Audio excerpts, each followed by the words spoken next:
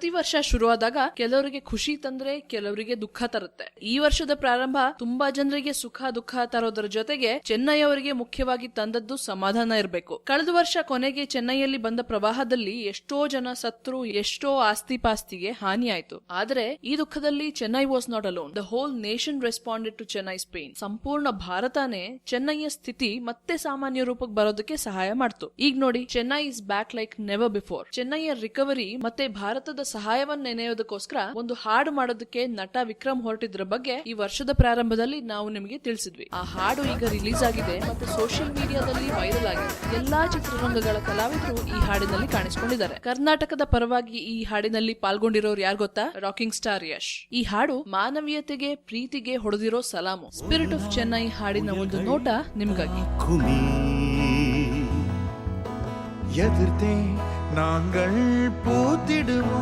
Comment ಮಾಡಿ, like ಮಾಡಿ, Sandalwood ಸೆಂಟ್ರಲ್ಗೆ subscribe ಮಾಡಿ.